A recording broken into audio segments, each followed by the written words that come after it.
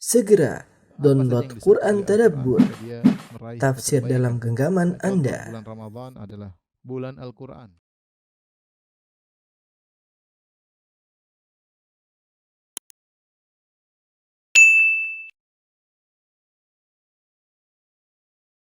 Bismillahirrahmanirrahim. Assalamualaikum warahmatullahi wabarakatuh. Alhamdulillahi ala ihsani wa syukru lahu ala taufiqihi wa amtinani wa asyhadu an la ilaha illallah wahdahu la syarika lahu ta'ziman li sya'ni wa asyhadu anna Muhammadan abduhu wa rasuluhu da'ila ridwani. Allahumma salli alaihi wa ala alihi wa ashabihi wa ikhwani. Bapak-bapak dan ibu-ibu yang dirahmati oleh Allah Subhanahu wa taala, kita melanjutkan bahasan kita dari pembacaan hadis-hadis yang termaktub dalam Kitabur Riqaq, itu hadis-hadis yang melembutkan hati seseorang yang ditulis oleh Al-Imam Al-Bukhari dalam kitab sahihnya. Kita sampai pada bab ke-10, bab ma yuttaqa min fitnatil mal. Itu tentang mewaspadai fitnah harta. Kita lanjut pada hadis berikutnya. Al-Imam Al-Bukhari rahimahullah berkata, qala haddatsana Abu Asim an Abi Ibn Jurayj an Atha qala sami'tu Ibnu Abbas radhiyallahu ta'ala anhuma yaqul. Ibnu Abbas radhiyallahu ta'ala anhuma berkata, sami'tu Nabiy sallallahu alaihi wasallam yaqul, aku mendengar Rasulullah sallam bersabda, "Lau kana li ibni Adam wadiyani min mal labtagha thalithan." Seandainya seorang anak Adam memiliki dua lembah isinya penuh dengan harta, labtagha thalithan, maka dia akan mencari lembah yang ketiga. Wala yamla'u jawfa ibni Adam illa turab, dan tidak bisa memenuhi rongga ibnu Adam kecuali tanah. Wa yatubullahu ala man tab, dan Allah akan mengampuni orang yang bertaubat. Hadis makna, Al-Imam Al-Bukhari berkata, qala haddatsani Muhammad qala akhbarana Makhlad qala akhbarana Ibnu Jurayj qala sami'tu Atha yaqul.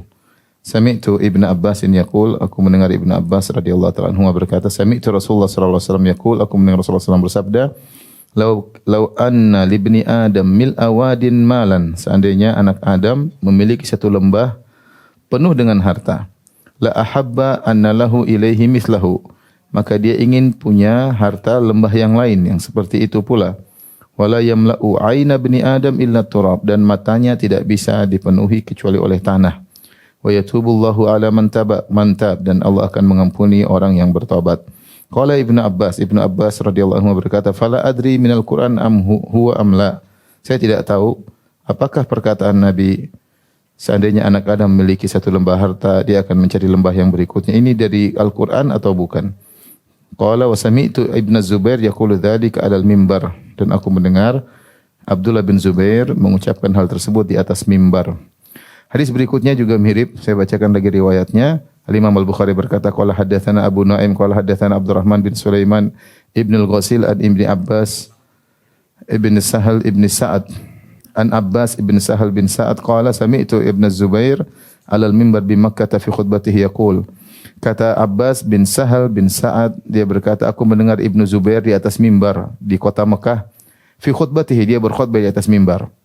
Yaqul, ya ayuhan nas, wahai manusia sekalian. Abdullah bin Zubair adalah sahabat Nabi SAW, anaknya Zubair bin Al-Awwam, dan dia adalah ponakannya Aisyah radhiyallahu taala anha.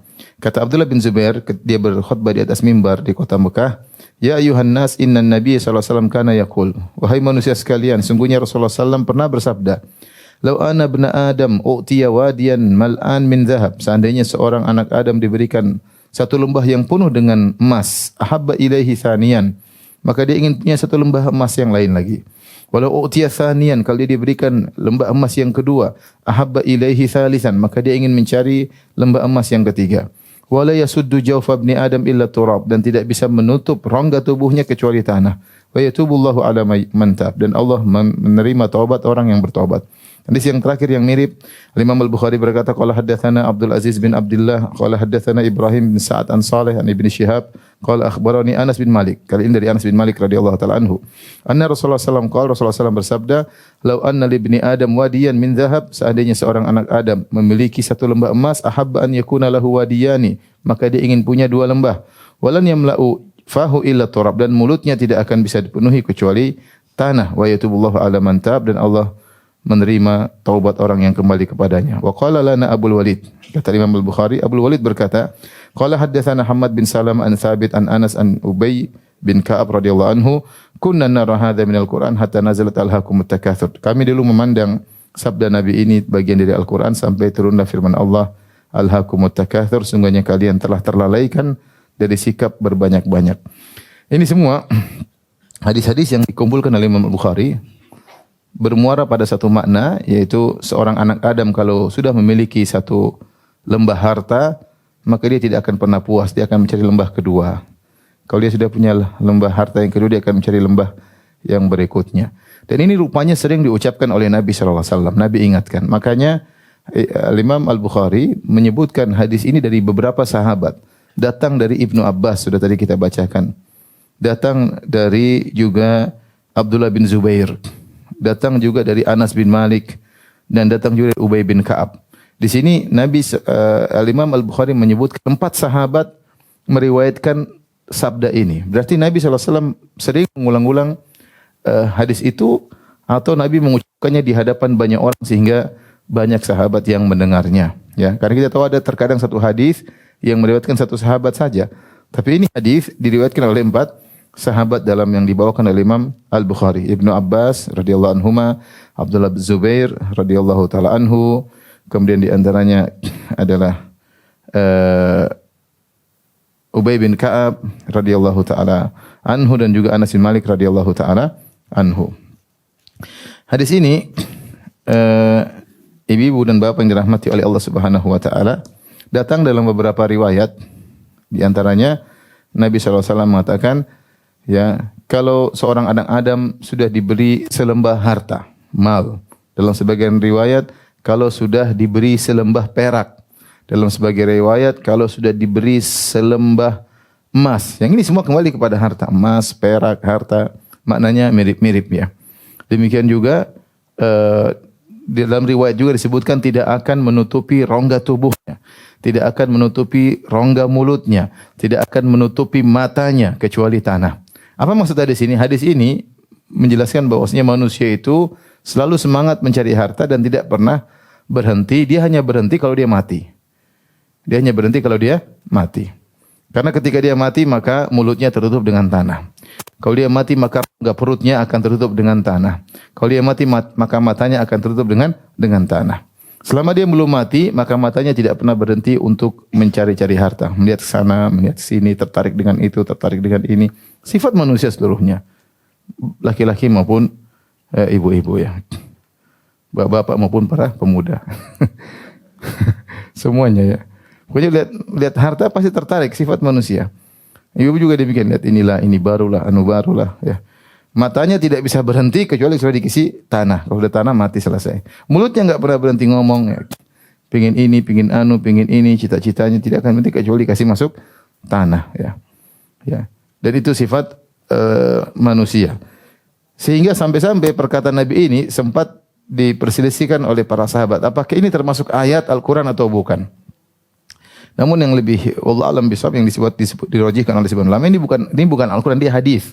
Kami dulu menyangka itu adalah hadis sampai turunlah firman Allah, alhaakumut takatsur hatta zurtumul maqabir. Hadis ini maknanya sama seperti ayat tersebut. Alhaakumut takatsur hatta zurtumul maqabir. Apa artinya? Alha yaitu kalian telah dilalaikan, dibuat lahu, alhaakumut takatsur. Sikap berbanyak-banyak telah membuat kalian lalai. Manusia ini lalai untuk ingat akhirat. Kenapa? Karena berbanyak-banyak. Bukan karena enggak punya. Seorang lalai lupa mungkin ibadah karena dia kalau enggak cari makan dia mati, ya mungkin kita kasih uzur. Tapi masalahnya bukan apa, dia sudah makan, dia sudah kenyang, dia sudah gemuk malah ya. Dia sudah punya rumah, dia sudah punya, tapi dia enggak pernah berhenti. Terus dia berbangga dengan banyak-banyak. Meskipun sudah tua, meskipun sudah berusia manula, meskipun rambutnya sudah putih, meskipun sudah kulitnya sudah mulai keriput, dia tidak akan pernah berhenti. Kapan dia berhenti? Alhaakumut takatsur hatta zurtumul maqabir. Kalian akan terus terlalaikan dengan sikap banyak-banyakan sampai kalian masuk dalam kuburan. Kalau sudah masuk kuburan, mata dipenuhi tanah, mulut dipenuhi tanah, rongga tubuh dipenuhi tanah, baru kalian berhenti. Ya, ini sifat manusia. Jadi saya katakan tadi, sebenarnya yang buat kita Yang buat kita lalai bukanlah karena kekurangan, tapi yang buat kita lalai karena banyak-banyakan. Ya, karena banyak-banyakan. Artinya kita manusia seperti itu ya. Sudah punya ini masih pengen punya itu, sudah punya masih punya itu ya. Sudah punya satu lembah emas, kalau seandainya satu lembah emas, dia enggak akan berhenti. Lihat orang apa akan kecuali orang yang dekat dengan Allah Subhanahu wa taala. Dia merasa Allah berikan sama dia berlebihan sehingga dia harus infakkan di jalan Allah. Tapi kalau orang sudah bicara dunia murni, dia tidak akan pernah berhenti. Dia sudah satu lembah emas, dia akan mencari lembah berikutnya dan dia baru berhenti kalau dia sudah meninggal dunia. Karenanya setelah itu ya, makanya dikatakan la yashba minad dunya hatta yamut, yaitu dia tidak akan pernah puas dari dunia kecuali sampai dia meninggal dunia. Demikian juga dikatakan wala yashba man khuliqa minat turab illa biturab. Makhluk yang diciptakan dari tanah itu manusia tidak akan pernah puas kecuali dikasih tanah pula baru dia puas. Artinya kalau sudah mati baru selesai. Selama belum dikasih tanah, dia akan terus mencari, dia lupa umurnya sudah tua, dia lupa bahwasanya kematian bisa datang dengan tiba-tiba merenggut nyawanya ya. Kemudian di akhir hadis kata Nabi sallallahu alaihi wasallam, wa yatubullahu ala man tab, dan Allah menerima taubat orang yang bertaubat. Ini isyarat dari Nabi sallallahu alaihi wasallam setelah Nabi mengatakan kalau anak Adam dikasih satu lembah emas, dia akan mencari lembah yang ketiga. Kalau dikasih dua lembah emas, dia akan mencari lembah yang ketiga. Kalau dikasih tiga lembah emas, cari keempat. Tapi di akhir hadis Nabi SAW berkata, dan Allah mengampuni orang yang bertobat. Ini dalil bahwasanya semangat mencari harta tiada henti adalah dosa. Kenapa? Karena ketika dia semangat mencari harta tiada henti, pasti banyak yang akan dia tumbalkan. Waktu ibadahnya akan dia tumbalkan. Ya, porsi dia untuk ibadah untuk Allah pasti akan jadi tumbal. Ya, kemudian belum lagi kalau dia terlalu semangat mencari harta, dia pasti akan menerjang perkara-perkara yang haram demi untuk mendapatkan keinginannya semua itu. Ya, sehingga Rasulullah SAW mengatakan wa yatubullah, tapi kalau dia bertobat, Allah akan terima tobatnya. Ada orang seperti dia di ujung hayatnya dia sadar, ya sudah cukup saya seperti ini. Saatnya saya kembali kepada Allah. Saatnya saya mulai menginfakkan harta saya di jalan Allah Subhanahu wa taala. Sehingga dia sadar bahwasanya sikapnya yang tamak tersebut adalah merupakan perbuatan dosa. Makanya siapapun yang sempat terjebak dengan ketamakan, kalau dia bertobat Allah akan terima tobatnya. Dan sifat tamak tersebut terhadap harta adalah suatu bawaan manusia. Kalau bahasa Arab disebut jibilli, itu sesuatu yang memang manusia seperti itu diciptakan. Tidak pernah puas dengan harta. Allah Subhanahu wa taala mengatakan, "Wa may yuqashuha nafsihi fa ulaika humul muflihun." Siapa yang terjaga dari sifat tamak jiwanya, maka dia termasuk orang-orang yang beruntung. Ketika Allah menyandarkan syuha nafsihi, ketamakan jiwanya, ini dalil bahwasanya ketamakan itu merupakan sifat dasar suatu jiwa. Tetapi seorang bisa mengontrolnya.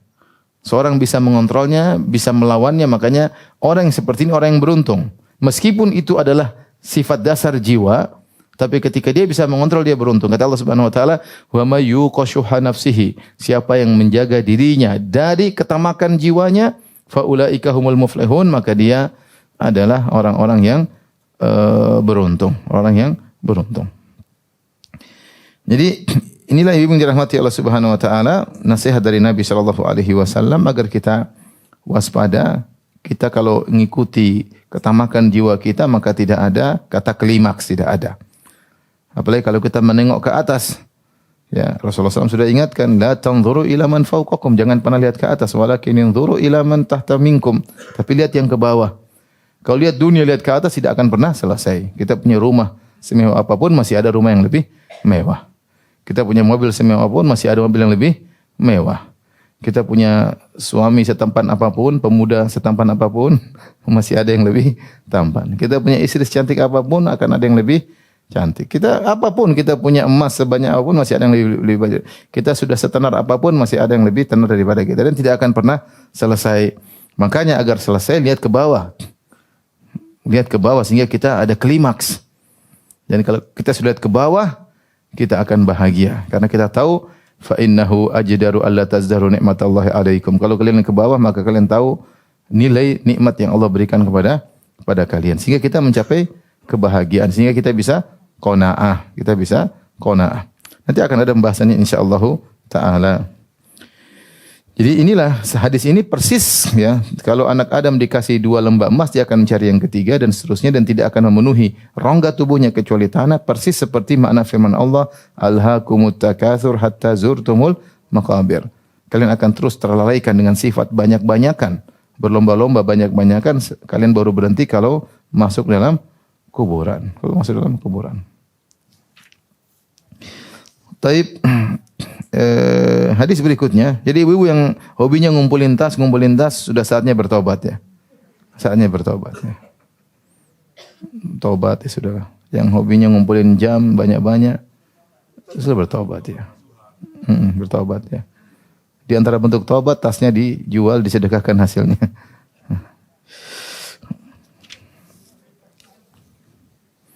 Baik, kita lanjutkan bab berikutnya. Babu qaulin Nabi sallallahu alaihi wasallam bab 11. Babu qaulin Nabi sallallahu alaihi wasallam hadzal mal khadiratun hulwah. Bab tentang sabda Nabi sallallahu alaihi wasallam hadzal mal khadirah hulwah. Sungguhnya harta ini adalah khadirah, hijau dan hulwah, hijau dan manis. Khadirah hijau maksudnya enak dipandang. Kita manusia seperti melihat sesuatu yang rumah megah, jam yang indah, tas yang indah, menyenangkan untuk dipandang. Kalau hulwah itu dari sisi merasa. Kalau kita pakai kita merasa nyaman. Manis. Jadi dia hijau dan manis. Hijau enak dipandang, manis untuk dirasakan. Demikianlah sifat harta. Ya, lihat mobil mewah enak dipandang, dinaiki manis, ya. Seperti itu. Rumah dilihat mewah, ditempati manis. Ya. Ini tuh manusiawi. Rasulullah jelaskan hal tersebut. Taib, kemudian Imam Al-Bukhari membawakan firman Allah Subhanahu wa taala dalam surat Ali Imran ayat 14, "Zuyyina lin-nasi hubbus syahawati minan nisa'i wal banina wal qanatiril muqantarati minadh dhahabi wal fiddah wal khayl musawwamati wal an'ami wal harth, dzalika mata'ul hayatid dunya." Allah berfirman, telah dihiasi indah bagi manusia hubbus syahawati, yaitu kesukaan hawa nafsunya. Berupa apa? Berupa wanita, anak-anak, harta yang berlimpah ruah, yang terdiri dari emas, perak, kuda-kuda pilihan, hewan-hewan ternak, dan sawah ladang, tanam-tanaman. Dzalika mata'ul hayatid dunya. Itulah kesenangan kehidupan dunia. Kesenangan kehidupan dunia. Di sini ayat ini, ayat surat Al-Imran ayat 14 ini, menjelaskan bahwasanya adalah suatu bawaan dari sananya manusia itu tertarik dengan perkara-perkara ini yang Allah sebut dengan mata'ud dunya. Mata dalam bahasa Arab artinya sesuatu yang digunakan dan akan berakhir. Ya, dan semua yang ada di dunia ini akan berakhir. Makanya disebut dengan mata. Mata itu kesenangan, suatu seperti barang yang dipakai akan selesai. Dan sebaik-baik kesenangan yang digunakan adalah istri yang salehah. Kata Nabi sallallahu alaihi wasallam, "Ad-dunya mata' wa khairu mata'id dunya al-mar'atu salihah." Dunia ini seluruhnya adalah kesenangan yang sementara, gampangannya bahasa kita. Dan kesenangan sementara yang terindah adalah istri yang salehah, istri yang salehah. Di antara mata'ud dunya, di antara kesenangan dunia yang memang manusia diciptakan suka dengan kesenangan tersebut, yang pertama adalah wanita. Lelaki dihiasi secara fitrahnya, secara nalurinya senang dengan wanita, ya, senang dengan wanita. Makanya Rasulullah SAW pernah bersabda, "Hubbiba ilayya min dunyakum at-taib wan nisa." Kata Nabi SAW, aku dijadikan suka dari perkara dunia adalah parfum dan wanita. Ya. Kemudian dan ini yang paling berbahaya, fitnah wanita, ya, karena itu yang paling digandrungi oleh para lelaki. Makanya dalam hadis kata Rasulullah SAW, Allah mendahulukan penyebutan wanita sebelum harta dan yang lainnya, ya, sebelum anak-anak dan yang lainnya, karena wanita ketertarikannya luar biasa bagi laki-laki. Makanya Rasulullah SAW pernah bersabda, "Ma taraktu ba'di fitnatan adarra 'ala rijal minan nisa." Aku tidak pernah meninggalkan peninggalku suatu fitnah yang paling berbahaya bagi lelaki seperti fitnah wanita. Bahkan Rasulullah SAW bersabda, "Fattaqud dunya wattaqun nisa, fa inna awwala fitnati bani Israil kanat fin nisa." Berwaspadalah kalian terhadap dunia dan waspada kalian terhadap wanita. Sungguhnya fitnah yang pertama kali menimpa Bani Israel terkait dengan fitnah wanita. Dan sekarang jelas bahwasanya wanita dijadikan barang dagangan di mana-mana. Wanita yang dipajang, iklan apapun pasti apa? Wanita. Mau iklan Pepsodent atau iklan apapun, iklan odol, iklan mobil, iklan apapun pasti ada wanitanya, ya. Ya mungkin barangnya kecil, wanitanya yang besar ya.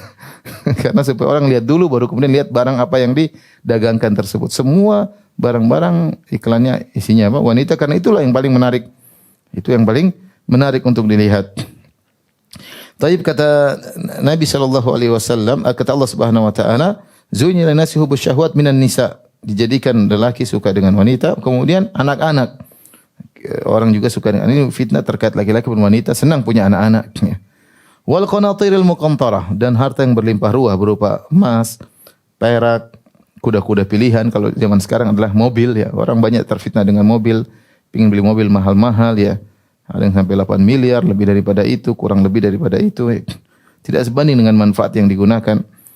Wal an'am, dan juga binatang-binatang ternak, kemudian sawah ladang. Dzalika mata'ul hayatid dunya. Itu semua adalah kesenangan dunia yang sementara ya, sementara. Maka dalam ayat yang lain kata Allah Subhanahu wa taala, "Wa mal hayatud dunya illa mata'ul gurur." Tidaklah kesenangan dunia kecuali adalah kesenangan yang menipu. Qala Umar radhiyallahu anhu berkata, "Allahumma inna la nastati'u illa an nafrah bima zayyantahu lana." Ya Allah, kami tidak bisa menolak bahwasanya kami senang dengan perkara-perkara yang kau hiaskan bagi kami. Artinya kami senang, manusiawi. Umar mengatakan, ya Allah, kami manusiawi. Suka dengan wanita, suka dengan anak-anak, harta yang mewah, emas, perak, dan yang lainnya. Kemudian tapi Umar berkata, Allahumma, jika perkaranya demikian ya Allah. Artinya kami mengakui, kami ini manusia ya Allah. Engkau telah menghiaskan bagi kami wanita, anak-anak, emas, perak, kuda pilihan, sawah ladang, hewan-hewan ternak. Kalau begitu ya Allah, Allahumma inni as'aluka an unfiqahu fi haqqihi. Ya Allah, anugerahkanlah kepadaku agar aku bisa menginfakkan sesuai dengan yang seharusnya. Artinya kalau kau berikan kepada aku nikmat, ya aku gunakan sesuai dengan. Kalau diberikan kuda pilihan, aku gunakan pada tempatnya. Kalau kau diberikan aku emas, aku infakkan pada tempatnya. Artinya jangan sampai karena aku cinta dengan perkara-perkara ini, aku lupa untuk menunaikan hak atau keharusan, kewajiban yang terkait dengan harta-harta tersebut. Ini perkataan Umar. Ini adalah kejujuran dari Umar bin Khattab radhiyallahu anhu. Dia tidak mengatakan saya tidak suka harta, enggak, itu bohong. Semua orang suka harta. Kita suka harta, suka rumah mewah, suka kuda pilihan. Apalagi mereka dulu berjuang, ada kuda pilihan yang berlari kencang ya suka. Kita suka dengan semua binatang ternak, emas, perak, harta berlimpah, tidak bisa kita pungkiri. Karena tidak bisa kita pungkiri, yang paling penting bukan itu. Yang paling penting kalau harta itu datang kepada kita, kita bisa keluarkan pada apa? Tempatnya. Jangan sampai karena kita begitu cinta kita tahan, tidak kita infakkan, tidak kita sedekahkan, akhirnya itu yang mudarat bagi kita. Kemudian Imam Al-Bukhari membawakan hadisnya, qala haddatsana Ali ibn Abdullah.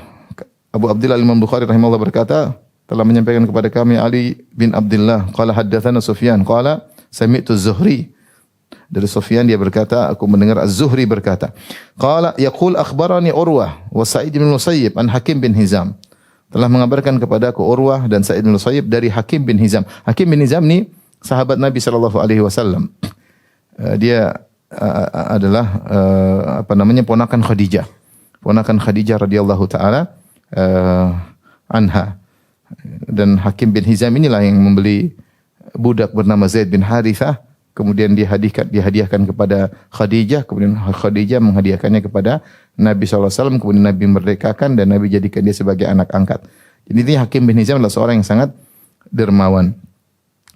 Kata Hakim bin Hizam, dia cerita, Sa'altun Nabi SAW fa'a'tani. Kalau tidak salah terjadi pada perang Hunain. Ketika Rasulullah SAW menang dalam peperangan tersebut dengan harta yang berlimpah ruah. Ribuan onta, ribuan kambing, emas entah ribuan kilo, banyak sekali. Ketika itu perang tersebut melawan kabilah Hawazin, Rasulullah SAW mendapatkan ghanimah yang sangat banyak. Ketika Rasulullah SAW bagi-bagi semuanya. Orang datang, Rasulullah bagi. Di antaranya yang minta dapat bagian adalah Hakim bin Hizam. Hakim bin Hizam dekat dengan Nabi SAW. Dialah ponakan Khadijah. Dan Hakim bin Hizam baik sama Khadijah. Sejak dahulu dia bantu Khadijah. Meskipun dia kafir, dia masuk Islam belakangan. Meskipun dia kafir, dia sudah bantu tantenya Khadijah radhiyallahu taala anha, dan banyak hadis bercerita tentang masalah ini.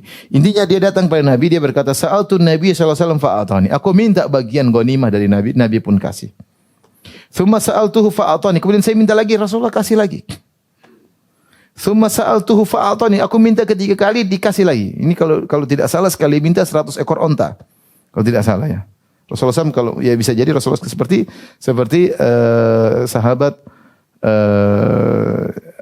Rasulullah SAW memberikan dia 300 ekor onta sampai akhirnya dia pun masuk Islam dan cinta kepada Nabi SAW. Ya.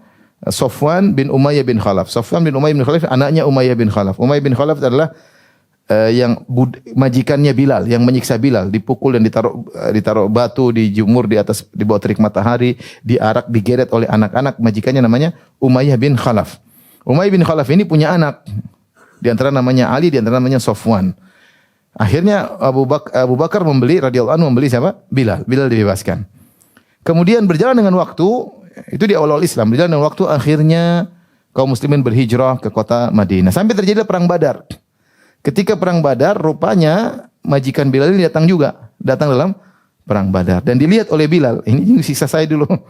Yang taruh batu di atas dada saya, yang anak-anak girit saya di atas. Akhirnya Bilal mengatakan, "Ma najautu in naja?" Saya yang selamat atau dia yang selamat. Tidak ada pilihan, tidak mungkin dua-dua selamat. Saya yang selamat atau dia yang selamat. Rasul kufur Umayyah bin Khalaf. Ini gembongnya kekufuran. Akhirnya para sahabat datang pun kemudian membunuh Umayyah bin Khalaf dan membunuh anaknya Ali bin Umayyah bin Khalaf. Yang selamat anaknya namanya Safwan. Safwan ini tidak ikut perang Badar. Maka setelah itu dia tahu bapaknya dan anak kakaknya meninggal dunia, maka dia jengkel, dia dendam sama Nabi SAW. Maka pertempuran berikutnya dia selalu menjadi pemimpin salah sebagian pasukan. Intinya gembong-gembong dari kekufuran. Safwan bin Umayyah anaknya. Dalam perang Uhud dia ikut andil, dalam perang Khandaq ikut andil. Sampai akhirnya ketika Rasulullah SAW menaklukkan kota Mekah, dia kabur. Dia tidak ingin masuk Islam. Padahal orang sudah pada masuk Islam, dia kabur. Akhirnya Rasulullah SAW beri pengamanan. Kata Rasulullah SAW, silakan kau tinggal sama kami, tidak harus masuk Islam. Tinggal aja, tidak apa-apa. Akhirnya dia tinggal berbulan-bulan. Rasulullah bilang, tidak apa-apa kau tidak masuk Islam. Ketika perang Hunain, setelah Fatu Makkah, Rasulullah perang Hunain, dia ikut serta. Dia ini masih kafir. Dia masih kafir. Rasulullah SAW menang dalam perang Hunain, mendapatkan ribuan onta, pokoknya harta banyak sekali. Maka Rasulullah SAW kasih dia 100 ekor onta. Rasulullah sekali 100 ekor onta. Rasulullah SAW kasih 100 ekor onta sampai akhirnya dia masuk Islam. Dia berkata, sungguh tidak ada wajah yang paling aku benci di atas muka bumi seperti wajah Muhammad. Tetapi dia terus kasih aku sampai jadilah dialah wajah yang paling aku cintai di antara wajah yang ada di atas muka bumi ini. Jadi Rasulullah mengambil hatinya dengan memberikan harta kepada dia. 100 ekor onta, 100 ekor onta, 100 ekor onta. Hakim bin Hizam juga minta. Ya Rasulullah, saya minta, Rasulullah kasih 100 ekor onta. Minta lagi, Rasulullah SAW kasih lagi. Minta lagi, Rasulullah kasih lagi, bukan sedikit. Setelah Rasulullah SAW kasih, dia tidak minta lagi. Dia cuma minta 3 kali, Rasulullah kasih terus. Kalau dia minta 4 kali, Rasulullah SAW kasih. Bagaimana dia ini ponakan istri yang paling dia cintai, Khadijah. Istrinya Khadijah yang sangat dicintai oleh Nabi SAW, yang berkorban seluruh hartanya untuk Nabi SAW. Yang menemani Nabi dalam perjuangan dakwah dalam kondisi sulit ketika masih di Mekah. Beda dengan istri-istri Nabi yang lainnya. Istri Nabi yang lainnya menemani Nabi sudah di Madinah. Nabi di Madinah dalam kondisi nyaman sebagai kepala negara. Tapi ketika Nabi masih di Mekah, dia dimusuhi oleh seluruh penduduk kota Mekah. Siapa yang menemani kehidupan dia suka dukanya adalah Khadijah radhiyallahu taala anha. Makanya Rasulullah SAW sangat sayang kepada Khadijah radhiyallahu taala anha, dan ini ponakannya siapa? Khadijah. Maksud saya, seandainya ponakannya Khadijah ini minta harta 1000 ekor unta pun mungkin Rasulullah SAW kasih. Tetapi dia minta cuma 3 kali. Saya minta, Rasulullah kasih. Setelah dia tidak minta lagi, baru Rasulullah SAW nasihati. Ya, Rasulullah SAW nasihati ini bukan supaya menolak ngasih, tapi Rasulullah kasih dulu, sudah kasih, dia tidak minta lagi, baru Rasulullah SAW nasihati. Apa kata nasihat Nabi SAW? Inna hadzal mal. Atau dalam sebagian riwayat dia mengatakan sungguhnya harta ini, atau dalam sebagian riwayat diriwayatkan Sufyan bahwasanya Hakim bin Hizam berkata, qala li, Rasulullah SAW berkata kepadaku setelah kasih harta yang banyak, ya Hakim, wahai Hakim, in hadzal mal khadiratun hulwah. Sungguhnya harta ini adalah hijau dan manis. Hijau tadi saya sebutkan enak dipandang, manis enak dirasakan. Faman akhadhahu bi tibin nafsin burika lahu fi. Siapa yang mengambil harta dengan jiwa yang tidak tamak, ya, maka akan diberkahi. Waman akhadhahu bi israfi nafsin. Adapun siapa yang mencari harta dengan tamak, lam yubarak lahu fi. Tidak akan diberkahi. Wa kana kalladzi ya'kul wa la yashba. Jadilah dia orang yang mencari harta dengan tamak seperti orang yang makan tidak pernah kenyang. Wal yadul ulya khairum minal yadis sufla, dan yang tangan di atas lebih baik daripada tangan di di bawah. Ini nasihat dari Nabi SAW kepada Hakim bin Hizam. Setelah Nabi memberikan ini, bagaimana lembutnya Nabi. Nabi tidak ngomel waktu kasih. Nabi kasih dulu. Sudah selesai, baru Rasulullah SAW kasih nasihat kepada dia. Sebagai pelajaran bagi dia. Sungguhnya harta itu hijau dan manis. Nah, orang mencari harta ada dua model. Ada yang mencarinya dengan, ya dia dapat, alhamdulillah, tidak tamak. Dia cari, dia berdagang, dia berusaha, dapat, alhamdulillah, enggak ya dia sabar. Ada yang tamak, sudah dapat tamak terus. Orang seperti ini kata Nabi yang mencari harta dengan ketamakan, dia tidak akan pernah puas. Seperti orang yang makan tidak pernah kenyang. Seperti orang yang makan tidak pernah kenyang. Dan orang seperti ini tidak akan diberkahi. Apa itu keberkahan? Keberkahan pada harta yang diberkahi, harta tersebut menjadikan seorang dekat dengan Allah Subhanahu wa taala. Ketika dapat harta, dia semakin tawadhu, dia semakin bersyukur kepada Allah, dia semakin banyak bersedekah. Ya, dia semakin banyak berinfak, dia gunakan untuk haji, untuk umrah, gunakan silaturahmi, itu namanya hartanya berkah. Dan dia cukup dengan hartanya tersebut. Tapi kalau harta tidak diberkahi, meskipun jumlah banyak, harta tersebut dia gunakan yang tidak bermanfaat, hanya untuk berhura-hura, hanya untuk berfoya-foya, yang akan menambah hisapnya pada hari kiamat kelak, beri barang-barang yang tidak perlu, hanya numpukin barang untuk bangga-banggaan kekayaannya, tidak berkah. Dia jauh dari Allah Subhanahu wa taala dan dia tidak pernah merasa puas, dia tidak pernah bahagia karena tidak diberkahi.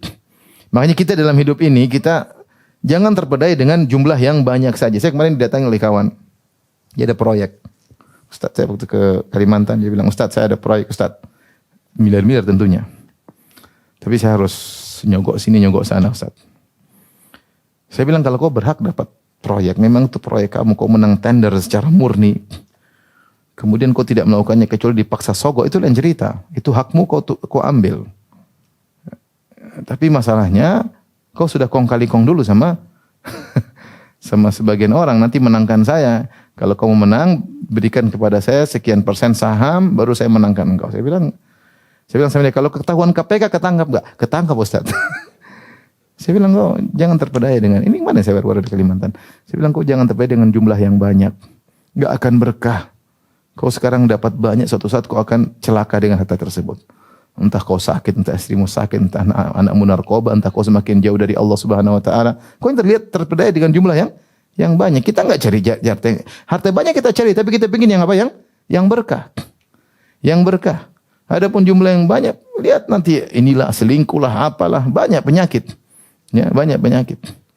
Bahagia tidak harus punya harta sebanyak-banyaknya. Benar, harta membantu bahagia. Kita punya harta, kita bisa ingin ini ada. Tapi kalau tidak berkah, percuma, semakin buat kita binasa. Kebahagiaan tersebut akan dicabut dari Allah Subhanahu wa taala, ya. Oleh karenanya, akhirnya bilang, ya Ustaz, saya enggak jadi. Enggak jadi. Ya, karena waktu temannya nawarkan proyek, dia bilang, saya tanya Ustaz dulu. Setelah saya jelaskan, akhirnya dia bilang, ya sudah, saya enggak jadi. Jadi maksud saya, kita cari harta, kita dagang, kita lakukan sebab kerja, sebab dagang, kita berusaha. Tapi kita jangan tamak. Artinya kalau dapat ya udah keterima. Inilah Allah yang takdirkan bagi saya. Jangan kemudian kita enggak puas, tamak lagi. Itu nanti enggak berkah. Karena menunjukkan hati kita terikat dengan harta tersebut. Dan Allah akan cabut rasa qanaah dari hati kita. Seorang mencari harta, ya berusaha tapi jangan tamak. Dapat, alhamdulillah, enggak, bukan rezeki saya. Ya, alhamdulillah rezeki hari ini udah cukup. Besok bisa cari lagi. Ya. Taib, ini makna dari bab yang ke-11, ya. Maka seorang waspada, ya, kalau mencari harta jangan tamak. Hadis berikutnya, ya. Atau bab berikutnya, bab ke-12. Iya benar ya, bab ke-12 kan? Ya, bab ke-12 ya.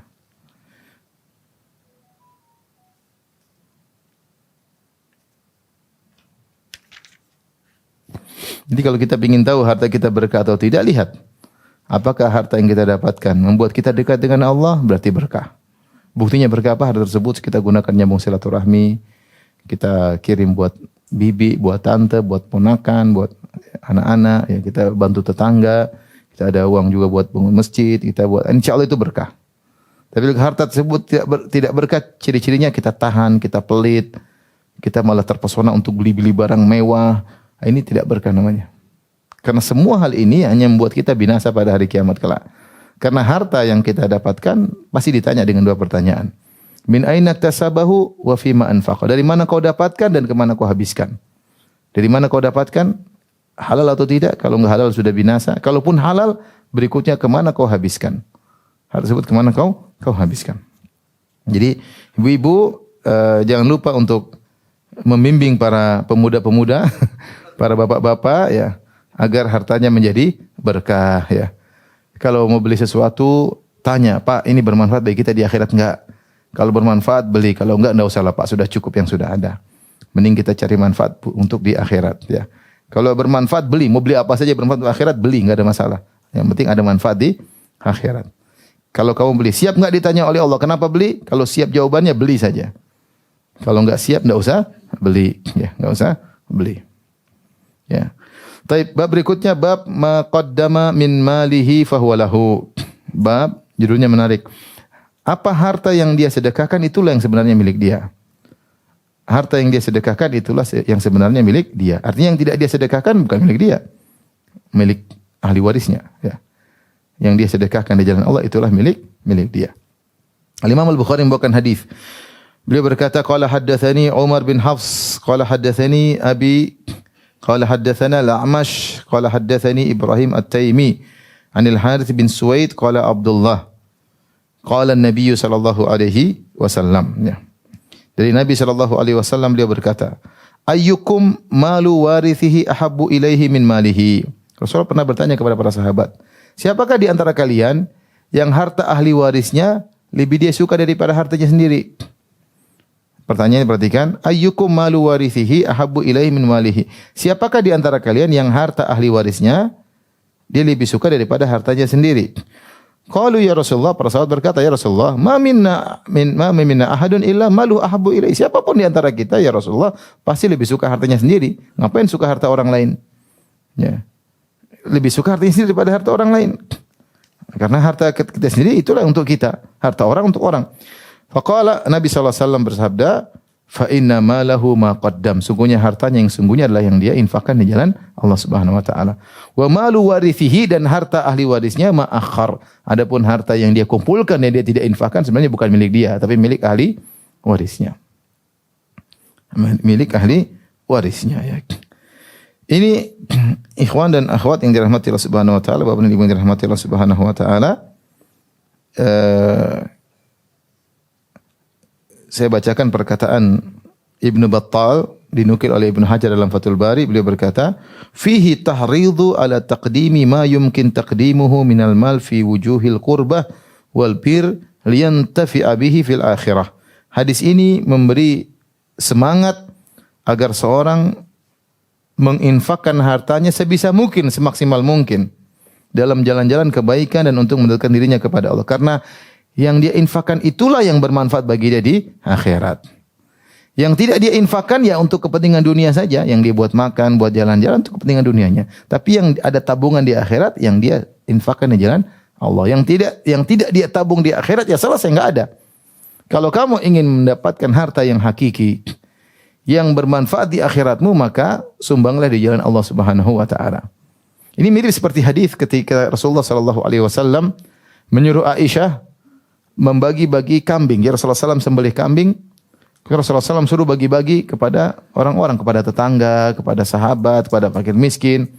Setelah Aisyah radhiyallahu anha bagi-bagi, Rasulullah SAW bertanya, "Ma baqiya minha?" Apakah masih tersisa dari kambing tersebut? Kata Aisyah radhiyallahu taala anha, "Ma baqiya minha illa katifaha."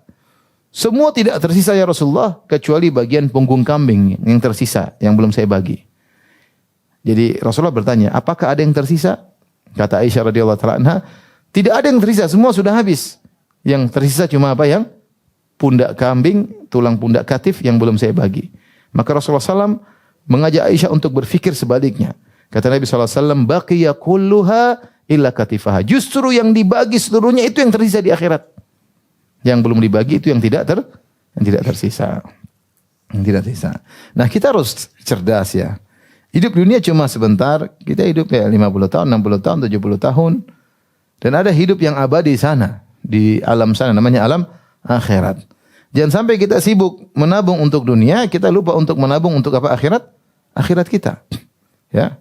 Dan ini semua kita pikirkan ya. Kita nanti masing-masing di akhirat ya. Masing-masing di akhirat. Kita bisa menabung dengan amal soleh. Kalau kita nggak punya uang ya alhamdulillah kita bisa baca Quran, kita bisa sholat, kita bisa berzikir. Kalau kita punya uang, kesempatan agar kita bisa punya tabungan berupa infak harta. Lihatlah di zaman Nabi SAW bagaimana orang-orang miskin cemburu kepada orang-orang kaya. Orang miskin datang kepada Nabi SAW, mereka berkata, "Dhahaba ahlud duthuri bil ujuri." Ya Rasulullah, orang-orang kaya telah membawa harta pahala yang banyak sementara kami tidak. Kenapa? Yusalluna kama nusalli. Kami salat, orang miskin kami salat, ternyata orang kaya juga salat. Yasumun kama nasum. Kami berpuasa, orang miskin berpuasa, orang kaya juga berpuasa. Jadi sama nih. Draw untuk urusan apa? Salat dan puasa. Tetapi wa yatasaddaqun bi fuduli amwalihim. Tapi mereka bersedekah, kami enggak bisa. Mereka punya kelebihan bersedekah, kami enggak bisa. Maka Rasulullah SAW kemudian mengajarkan kepada sahabat yang miskin, kata Nabi SAW, caranya kalian bersedekah dengan cara yang lain, tidak mesti dengan harta. Di kulli tasbihah sedekah. Setiap bertasbih subhanallah sedekah. Tahlil la ilaha illallah sedekah. Takbir Allahu akbar. Rasulullah ngajarin suruh apa? Bersedekah. Ya, bantu orang yang susah bersedekah, bantu ngangkat barangnya orang apa? Bersedekah. Engkau adil dalam menghukum dua orang yang bersengketa juga sedekah. Akhirnya orang-orang para sahabat miskin senang, ternyata ada jalan sedekah selain apa? Harta. Mereka pun bertasbih, bertahlil, bertakbir. Ternyata sahabat-sahabat kaya juga dengar. Mereka juga ikut bertasbih, bertahlil, dan bertakbir. Akhirnya orang miskin datang, ya Rasulullah, apa yang kau sampaikan kepada kami juga dilakukan oleh orang-orang apa? Orang kaya. Tetap aja mereka unggul, mereka punya harta, kami tidak punya. Rasulullah SAW mengatakan, "Dzalika fadlullah yu'tihi may yasha." Ya sudah, itu karunia yang Allah berikan kepada siapa yang Allah kehendaki. Maksud saya, jika seorang diberikan kelebihan harta, kesempatan bagi dia untuk mencapai derajat yang tinggi dengan banyak bersedekah. Ya. Jangan sampai dia simpan hartanya, dia tumpuk hartanya, dan itu harta bukan buat dia, akhirnya buat ahli warisnya. Ahli warisnya nggak tahu gunakan buat apa. Mending untuk kebaikan. Kalau nggak buat kebaikan, kita bukannya harta kita infakkan seluruhnya tanpa memikirkan anak kita, pikirkan anak kita. Kita mungkin kalau punya rezeki kita bangunkan rumah, tapi bukan berarti semuanya ya, Allah kasih rezeki sama mereka. Bukan berarti kemudian kita mikir anak-anak kita nggak mikir kita sendiri. Kita juga pikir diri kita sendiri. Kita harus punya tabungan di mana di akhirat. Ya, alhamdulillah anak istri sudah kita penuhi kebutuhannya, kita sudah sekolahkan. Kalau ada duit kita bangunkan rumah, ya. Kita sudah beri fasilitas kepada anak istri. Nah, sudah sisanya kita infakkan di jalan Allah Subhanahu wa taala. Ibu-ibu juga begitu. Bapak-bapak dimotivasi. Karena kalau ibu-ibu motivasi bapak-bapak untuk berinfak, ibu juga dapat pahala. Ya, ibu juga dapat apa? Pahala, harta suami, ya. Motivasi suami untuk berinfak di jalan Allah Subhanahu wa taala, sisihkan untuk Allah Subhanahu. Bukan untuk Allah, untuk kita sendiri. Makanya kata Allah Subhanahu wa taala, "In ahsantum li anfusikum." Kalau kalian berbuat baik adalah untuk diri kalian, bukan untuk Allah, tidak butuh dengan itu semua. Ya. Wa may yashkur fa innama yashkuru li nafsi. Siapa yang bersyukur itu untuk dirinya sendiri. Maka orang yang cerdas, dia kumpulkan hartanya. Bagaimana cara kumpulkan hartanya? Dia infakkan di jalan Allah Subhanahu wa taala. Harta datang dan pergi. Kita keluarkan akan datang lagi. Kita keluarkan akan datang lagi, ya. Jadi jangan pelit untuk diri sendiri. Makanya Allah berfirman, "Wa may yabkhal fa inna ma yabkhalu an nafsi." Siapa yang pelit, dia pelit pada dirinya sendiri. Saya ulangi. Siapa yang pelit, "Wa may yabkhal fa inna ma yabkhalu an nafsi." Siapa yang pelit, maka dia pelit terhadap dirinya sendiri. Kalau dia pelit, nanti dia mati di akhirat dia enggak punya apa-apa, enggak punya tabungan. Kenapa dia pelit selama ini? Tapi kalau dia enggak pelit, dia infak buat ini, keluarga dia kasih, kerabat dia kasih, rahim dia kasih, keluarga istri dia kasih, dia bagi-bagi ponakan, semuanya bagi-bagi, habisnya apa? Di semuanya jadi tabungan dia. Jadi tabungannya di akhirat. Saya kadang-kadang bilang teman-teman yang beruang, yang berduit, beruang tersebut, saya bilang, antum kan sudah kaya, sudah apa lagi? Rumah udah ada, istri udah ada, anak-anak udah ada, mobil udah ada, terus mau ngapain lagi? Mau punya mobil banyak, yang naik paling cuma ya 1-2, nggak mungkin naik mobil sekaligus 3, satu aja dipakai. Kalau makan mau kaya banyak, nggak bisa juga makan banyak-banyak. Makan 1 piring sudah selesai. 2 piring takut kolesterol lah, takut ini lah, takut anak, sudah. Terus mau ngapain? Rumah banyak-banyak, tinggal cuma 1. Mau ya terus gimana? Waktu tidur juga. Kalau sudah tidur nggak ada bedanya rumah mewah dengan rumah biasa. Tidur ya. Ya kita punya kelebihan waktu, kelebihan harta, mau ngapain lagi? Pikir akhiratmu. Jangan sibuk bangun istana di dunia, lupa untuk bangun istana di mana? Di akhirat. Ya, oleh karenanya ini kerjasama antara pemuda dan pemudi ya. Antara suami istri. Ibu-ibu semangati para remaja masjid, para pemuda masjid untuk punya tabungan di akhirat. Ya, karena kalau bapak-bapak yang berinfak atas motivasi ibu-ibu, ibu-ibu juga dapat apa? Pahala. Ibu juga dapat pahala. Taib, bab berikutnya. Bab al-mukthirun humul muqillun. Ini sama mendukung bab sebelumnya, bab ke-13. Bab bahwasanya orang yang berbanyak-banyakan di dunia, beli ini, beli anu, punya aset banyak-banyak, mereka yang miskin pada hari kiamat kelak. Kenapa? Karena asetnya dia nikmati di dunia. Tapi kalau dia gunakan infak di akhirat, maka dia akan kaya di mana? Di akhirat. Karena semua dia tabung di akhirat.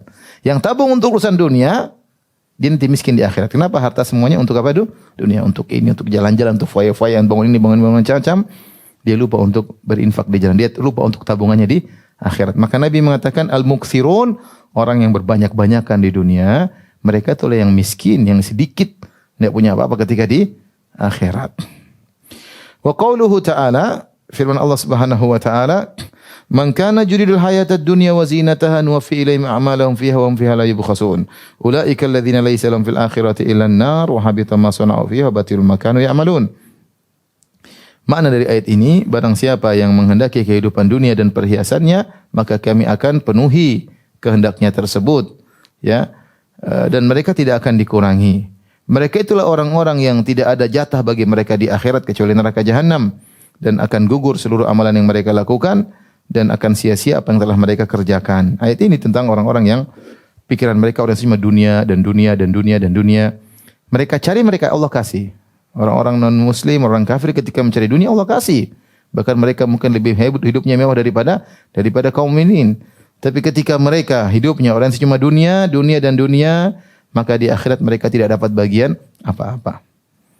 Mereka benar-benar kaya di dunia tapi miskin di akhirat. Karena tidak ada yang mereka sisihkan untuk tabungan mereka di akhirat kelak. Maka janganlah kita seperti mereka.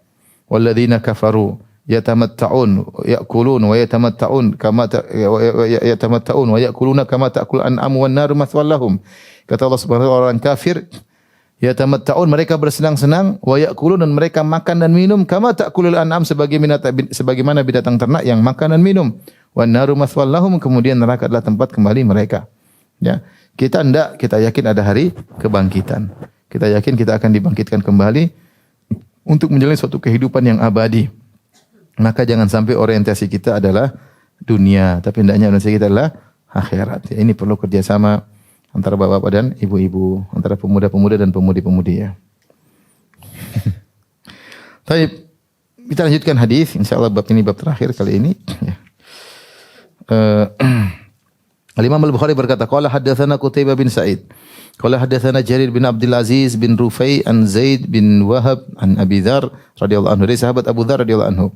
Qala kharajtu lailatan minal layali. Suatu malam aku berjalan sendiri. Suatu malam di antara malam-malam. Fa idza Rasulullah sallallahu alaihi wasallam yamshi wahdahu, tiba-tiba aku melihat Nabi jalan sendirian. Wa laisa ma'ahu insan, Rasulullah sallallahu tidak bersama seorang pun. Qala fa dhanantu annahu yakrahu an yamshi ma'ahu ahadun. Menurutku Rasulullah sallallahu lagi pingin jalan sendirian. Dia tidak pingin ada orang lain jalan sama dia. Fa ja'altu amshi fi dhillil qamar, maka aku pun ketika itu sepertinya bulan purnama, maka aku pun berusaha berjalan di bayangan-bayangan rembulan, yaitu bagian yang tidak terkena cahaya rembulan. Biar Rasulullah tidak tahu. Rasulullah lagi pingin jalan sendiri, maka saya pun jalan dari agak kejauhan dalam kegelapan. Karena kalau di bawah cahaya rembulan akan ketahuan. Sebenarnya mengatakan Abu Dzar sengaja jalan demikian bukan untuk ngikutin Nabi, tapi khawatir ada sesuatu. Karena mereka para sahabat sangat cinta kepada Nabi SAW. Atau Nabi perlu sesuatu, dia segera sigap untuk apa? Memenuhi kebutuhan Rasulullah sallallahu alaihi wasallam, karena seluruh sahabat siap untuk melayani siapa? Nabi sallallahu alaihi wasallam. Namun dia beradab, dia tidak ingin mengganggu Nabi. Kelihatannya Nabi lagi pingin jalan apa? Sendirian. Maka dia pun sembunyi-sembunyi. Tapi akhirnya ketahuan oleh Nabi sallallahu alaihi wasallam. Faltafata faro'ani, Nabi pun menengok, dia lihat aku. Faqala man hadza? Rasulullah SAW, ini siapa? Qultu Abu Dzar, aku jawab, saya Abu Dzar ya Rasulullah. Ja'alani Allah fidak, ya Allah menjadikan aku sebagai penebusmu ya Rasulullah. Qala ya Abu Dzar, ta'ala, Kata Rasulullah, Abu Dzar kemari. Rasulullah malah panggil dia. Famasyaitu ma'ahu sa'atan. Aku pun jalan sama Nabi berduaan beberapa lama. Subhanallah, nikmat jalan sama Nabi sallallahu alaihi wasallam. Rasulullah SAW masih nasihat. Rasulullah SAW bilang, innal mukthirina humul muqiluna yaumal qiyamah. Ya Rasul, ya wahai Abu Dzar, orang-orang yang banyak-banyakin harta di dunia ini tidak berinfak, mereka akan miskin pada hari kiamat kelak. Ya. Mobil mewah, punya rumah banyak, punya ini banyak, harta banyak, mati. Waktunya mati enggak punya tabungan di akhirat. Ya. Illa man a'tahu Allahu khairan fanafakha fihi yaminahu wa shimalahu wa baina yadayhi wa ra'ahu. Kecuali orang yang Allah berikan harta, kemudian dia sumbangkan sebelah kanannya, sebelah kirinya, di depan dia sumbang, di belakang dia sumbang, wa amila fi khairan, dan dia gunakan harta tersebut untuk melakukan apa? Kebajikan. Itu baru kaya di dunia, kaya di akhirat. Dia punya harta, dia berinfak jalan Allah, dia bantu keluarganya, dia bantu anak yatim, dia bantu pondok, dia bangun masjid, dia undang orang makan, dia panggil keluarga semuanya untuk makan di rumah, dia menyambung silaturahmi, ya. Dia bantu dakwah, dia semuanya dia lakukan, ya. Dia gunakan hartanya untuk haji, untuk umrah. Dia manfaatkan hartanya untuk dirinya di akhirat. Makanya subhanallah ketika Rasulullah SAW menugaskan Amr bin As untuk berperang dalam perang Zatul Salasil, Amr bin As baru masuk Islam. Rasulullah bilang, wahai Amr, sini. Saya ingin kau jadi pemimpin perang supaya kau dapat harta ghanimah. Supaya kau dapat harta ghanimah. Maka Amr bin As mengatakan, ya Rasulullah, saya tidak cari harta ya Rasulullah perang. Saya ingin cari jalan Allah Subhanahu wa taala. Saya perang bukan untuk mencari harta rampasan perang. Rasulullah tegur Amr, kata Rasulullah, ni'mal mal saleh li rajul saleh. Wah, enggak apa-apa wahai Amr, karena sebaik-baik harta yang baik kalau dimiliki oleh orang yang baik. Kalau orang baik yang punya harta, dia akan menggunakan hartanya untuk meningkatkan derajatnya di akhirat kelak. Makanya Ibnu Hajar mengatakan, bisa jadi kalau orang miskin kan hisapnya pendek. Dia hisap selesai, orang kaya hisapnya panjang ya. Hisapnya panjang. Kalau orang miskin enggak punya apa-apa, mau dihisap selesai apa yang mau dihisap? Rumah tidak ada, mobil tidak ada. Sebentar sudah selesai masuk surga. Orang kaya terlambat. Sampai disebutkan Nabi SAW, inna fuqara ummati yadkhulul jannah qabla al-aghniya bi 500 am. Sungguhnya orang miskin dari umatku masuk surga 500 tahun sebelum orang kaya. Kenapa orang kaya terlambat? Karena hisapnya panjang. Saya enggak usah jauh HP saja. Kalau orang miskin punya HP jadul, apa yang mau dilihat? Enggak ada yang dia lihat. Paling cuma nama-nama sama daftar utang dia. Kalau orang kaya HP-nya smartphone, bukan HP-nya satu, HP-nya dua, akunnya banyak, HP-nya panjang. Dihisap. Panjang ya. Jangankan yang hisap Allah, kalau HP kita dipinjam KPK saja 10 menit, kita pusing. Panggil dia, sebentar saya mau hisap HP 10 menit aja, semua data yang dilihat bisa muncul kembali, pusing kita. Ini baru HP, belum ini, belum anu. Tetapi kata Ibnu Hajar, kalau orang kaya tersebut, meskipun hisapnya panjang, tapi dia gunakan hartanya untuk jalan Allah, setelah hisap, meskipun dia terlambat masuk surga, tapi surganya lebih tinggi. Kenapa? Karena dia gunakan hartanya di jalan Allah. Maka kita jangan bodoh ngumpulin harta untuk orang lain. Bodoh kita. Kita ngumpulin harta untuk kita. Caranya gimana? Kita gunakan di jalan Allah. Rugi kita beli ini, beli ini. Yang kita mati, yang dimati orang benar, itu ada kebaikan. Tapi jangan kita lupakan diri kita. Kita nyamankan istri kita, nyamankan anak-anak kita. Setelah itu nyamankan dirimu sendiri di akhirat kelak. Caranya bagaimana? Banyak menyumbang di jalan Allah. Kita pingin kita di dunia punya duit banyak, di akhirat juga jadi orang apa? Orang kaya. Di dunia kita duit banyak, lupa berinfak, kita miskin di akhirat. Innal muksirin, perhatikan. Kata Nabi SAW, innal muksirin humul muqillun yaumal qiyamah. Sungguhnya orang-orang yang banyak memperbanyak harta di dunia, mereka orang yang miskin pada hari kiamat. Ini sedikit. Kecuali tadi, orang yang Allah berikan harta, kemudian dia infakkan di kanannya, ketemu orang dia tidak ragu-ragu, ketemu orang kasih. Nah, saya sering sampaikan, kita mungkin ya, tergantung, kalau kita punya uang banyak, kasih $. Kalau enggak punya duit ya 100.000, kalau enggak punya duit ya 10.000, enggak punya 1.000. Yang penting kita ada kita kasih orang, yang penting ikhlas kepada Allah Subhanahu wa taala. Sekali lagi saya ingatkan pada diri saya pribadi, juga pada bapak dan ibu-ibu. Kalau terbetik dalam benak kita pengen bantu orang, jangan pernah tunda, kasih aja. Lagi di kantong berapa, lihat lihat orang nenek-nenek miskin, pengen kasih, langsung kasih aja. Jangan ragu-ragu. Itu lagi kita dapat hidayah. Ya, kalau kita bilang nanti, lupa udah. Ya, nanti yang lewat bukan nenek lagi, yang lewat cewek cantik, kita malah dosa. Kalau lagi pingin kasih aja, jangan tunda-tunda, jangan tunda. Kita lagi dapat hidayah. Karena setiap kita kasih berarti ini tabungan buat kita, tabungan buat kita, tabungan buat kita. Dan setiap rupiah yang kita keluarkan pasti ganjarannya berlipat-lipat ganda di akhirat kelak. Maka jangan membodohi diri dengan mengumpulkan harta banyak-banyak, tapi bukan untuk kenyamanan diri, tapi kenyamanan orang lain. Taib, kemudian pembahasan tentang hadis ya. Qala famasyaitu ma'ahu sa'atan faqala li, aku pun jalan lagi sama Nabi. Ini lanjutan hadis ya. Tidak ada kaitannya dengan ini, tapi saya bacakan aja hadisnya. Aku jalan sama Nabi, kemudian Nabi ngobrol sama aku. Nabi sampaikan, hati-hati Abu Dzar, orang yang ngumpulin harta banyak-banyak nanti dia akhirat jadi apa? Miskin. Kemudian Rasulullah jalan lagi sama aku. Rasulullah ngomong lagi, ijlisahuna, duduk di sini. Qala fa ajlasani fi qa'in haulahu hijara. Aku pun duduk satu dataran, samping di sekitarnya ada bebatuan. Faqala ijlis hahuna hatta arji'a ilaika. Duduk sini, jangan kemana-mana sampai aku balik di malam hari. Disuruh duduk sendiri. Rasulullah pergi. Qala fantalaqa fil harra hatta la arahu. Rasulullah pun pergi menuju Harra. Harra ada satu daerah namanya Harra, atau dia adalah bebatuan cadas yang di kota Madinah. Rasulullah pergi ke arah bebatuan tersebut sampai aku tidak melihatnya. Falabitha anni fa atala al-labthu. Rasulullah pergi lama dan lama tidak balik-balik. Aku duduk di situ nurut sama Nabi. Thumma inni sami'tu wa huwa muqbilun wa huwa yaqul. Kemudian aku mendengar Nabi dalam kondisi datang menujuku sambil Rasulullah SAW berkata, wa in sarak wa in zana. Rasulullah ngomong sama seseorang. Rasulullah bilang, meskipun dia mencuri, meskipun dia berzina, qala falama ja'a lam asbir hatta qultu. Ketika Rasulullah datang, aku bertanya, aku tidak sabar, aku bertanya, ya Nabi Allah, wahai Rasulullah, ja'alani Allah fi da'ak, man tukallimu fi janibil haram. Tadi kau ngomong sama siapa ya Rasulullah? Kau berkata, meskipun mencuri, meskipun berzina, ma sami'tu ahadan yarji'u ilaika syai'an. Aku tidak mendengar ada yang membalas omonganmu. Ngomong sama siapa? Kau ngomong sendiri. Dzalika Jibril, kata Nabi tadi saya ngomong sama Jibril alaihissalam. Aradhu li fi janibil harra, tiba-tiba Nabi Jibril muncul di samping tempat tersebut. Kemudian Jibril berkata, "Basyir ummataka annahu man mata la yusyriku billahi syai'an dakhala al-jannah." Berilah kabar gembira kepada umatmu wahai Rasulullah, siapapun yang meninggal di antara mereka tidak berbuat syirik sama sekali akan masuk surga. Tidak riya, tidak ujub, tidak percaya dukun, tidak percaya pamali-pamali, tidak, pokoknya murni tauhid, dia akan masuk surga. Qultu, maka aku bilang sama Jibril, wahai Jibril, wa in sarak wa in zana, meskipun dia berzina, meskipun dia mencuri. Kata Rasulullah, na'am, iya meskipun berzina. Kata Jibril, benar meskipun mencuri, meskipun berzina. Kalau dia tidak berbuat syirik sama sekali, niscaya dia akan masuk surga.